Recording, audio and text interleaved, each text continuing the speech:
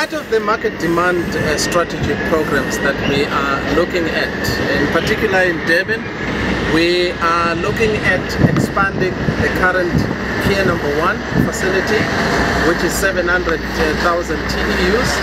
We're looking at expanding towards the Salisbury Island to give us a head start of about 1.3 million TEUs. We want to reconfigure it into a rectangular block by filling up on Pier number 1, between Pier number 1 and Salisbury Island, and then between Pier number 1 and Pier number 2, so that you've got one rectangular terminal where you will be able to do a direct straddle operation to reduce on-time traversed as well as on the turnaround time of the vessel. So that is going to give us ample capacity, and it's also going to make sure that we can berth and accommodate much bigger vessels beyond what we are having at the moment.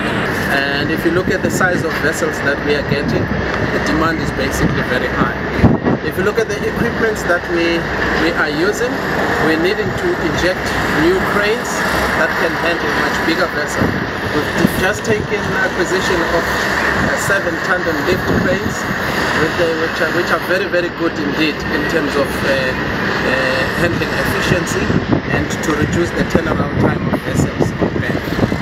And we are also looking at rehabilitating our stacks due to traffic density, movement of trucks in and out of the terminal, and we are also capacitating our rail handling fleet. We've just replaced 2 of the old rail-mounted gantry cranes quite recently. But moving forward, we are also replacing a number of our old fleet of straddle carriers in order to make sure that we balance up in terms of handling the demand that's required. We've done a linear extrapolation into the future. If you look at unrestricted demand into the future, the demand at the moment is very steep in terms of growth, and therefore we have to look at the capability of the Durban container terminal as well as Pier 1 and Pier 2 to be able to handle all that demand. And our forecast at the moment indicates that we will be lagging behind. That is why we are beginning to look at the dig-out port as an option for us to be able to meet future demand of container handling.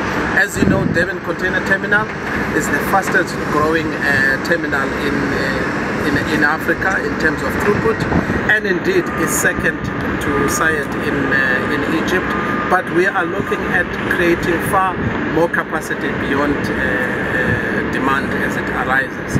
So the Durban International Airport, we've acquired it as part of Transnet, and development work is beginning to occur, and we're looking at being able to absorb all this demand into the future.